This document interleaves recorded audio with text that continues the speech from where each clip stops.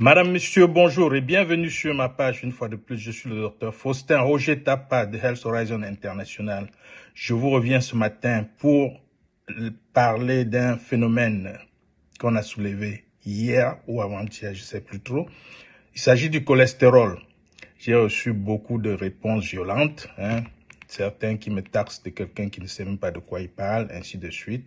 Et on m'a parlé du bon cholestérol, du mauvais cholestérol, m'a parlé des seuils de normalité et tout ça. Je voudrais quand même relever quelque chose qui est inquiétant, c'est que les gens se lèvent pour critiquer quelque chose qu'ils n'ont pas cherché à comprendre. Et ils se lèvent pour parler d'un phénomène qu'ils ne comprennent pas du tout. Je suis désolé de le dire ainsi.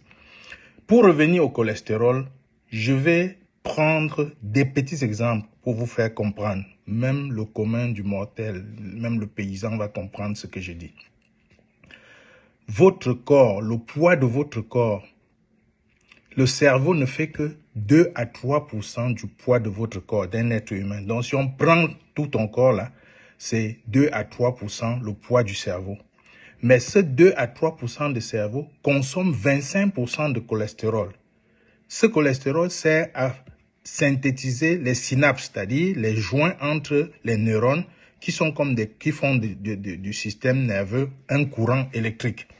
Donc, sans le cholestérol, vous ne pouvez pas avoir les synapses qui permettent aux neurones de communiquer ensemble et de pouvoir diriger l'activité électrique du corps. Première réalité qui n'est pas discutable. Le cerveau, le cholestérol, c'est la fondation de votre cerveau.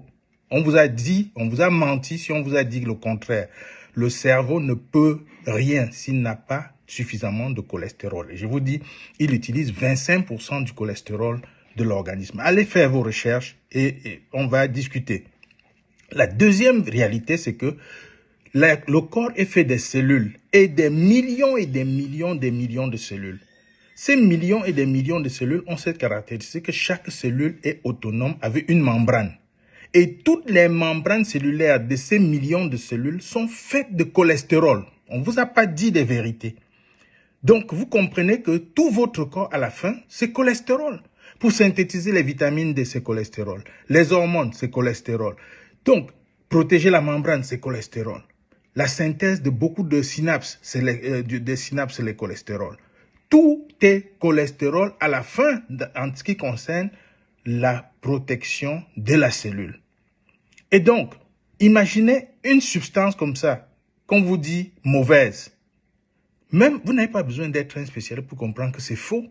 C'est une bonne substance pour l'organisme parce que c'est ça qui permet d'assurer certaines fonctions vitales pour l'organisme et la survie même. Sans cholestérol, vous ne pouvez pas survivre.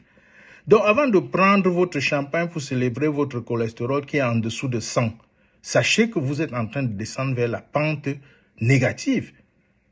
Celui qui a son cholestérol à 200, 300 est OK. Je peux vous dire, plus il y a le cholestérol, mieux ça vaut même. Le problème, je vous l'ai dit dans ma vidéo, ce n'était pas le cholestérol, c'est la désorganisation du cholestérol dans ses fonctions. Et donc, si vous voulez qu'on parle des chiffres, dans les années 60, quand vous aviez 300, on disait que votre taux de cholestérol est normal. Après, on est descendu à 240. Après, on est descendu à 222. Aujourd'hui, on en est à 200 pour certains et 222 pour d'autres. Vous comprenez qu'il y a un gambling, une spéculation qui n'a vraiment pas sa place et qui permet aux gens de s'éloigner de la réalité.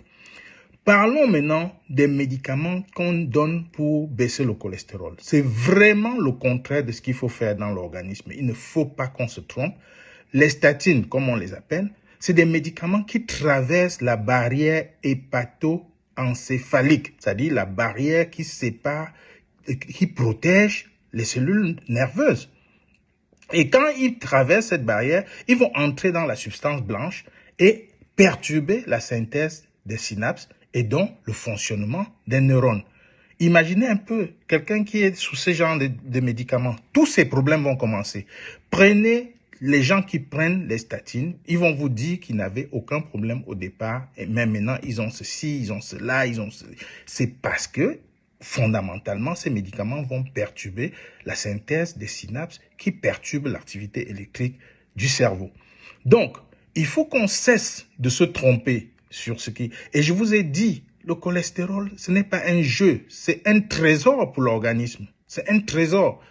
Plus votre cholestérol est élevé, plus vous devez même être content. Le problème ici, c'est s'assurer que vous ne vous exposez pas aux facteurs qui agressent la membrane cellulaire, les facteurs qui agressent la barrière hépato-encéphalique et qui perturbent la synthèse ou le fonctionnement du cholestérol dans ses fonctions normales. Et je vous ai dit, parce que l'organisme fabrique le cholestérol, retenez qu'il a ses mécanismes de régulation.